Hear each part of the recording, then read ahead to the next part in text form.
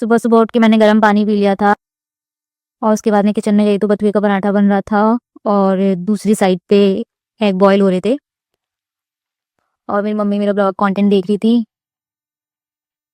तो फिर उसके बाद मैंने देखा भैया ब्रेकफास्ट कर रहा है, वो ऐसी प्रोटीन रिच डाइट ही लेता है हमेशा, उसका पेट तभी भी निकला हुआ है और वो बहुत अपनी डाइट का ऐसे कॉन्शियस है। फिर मैंने भी ब्रेकफास्ट किया, पराठा और चाय खाया। लेटर मैंने भाभी ने मुझे ये लड्डू दे दिए थे, इनके घर से आए थे तिल के, बहुत ही टेस्टी थे, मैंने वो खाए। फिर पापा जाग गए थे तो फिर मैं पापा को गर्म पानी देने गई। पापा नीचे सो रहे थे तो मैं नीचे ही दे के आई।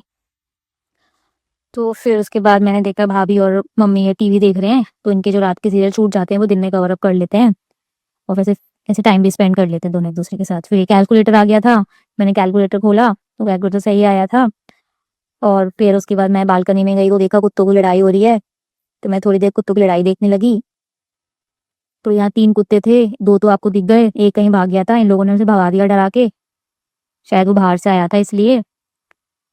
तो थोड़ी देर मैंने वो देखी।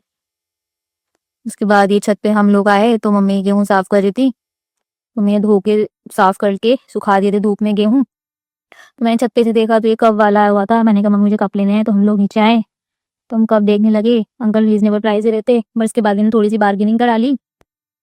तो फिर अंकल ने ये एक वाइट कलर के कप मुझे पसंद आए तो मैंने ये कप ले लिए।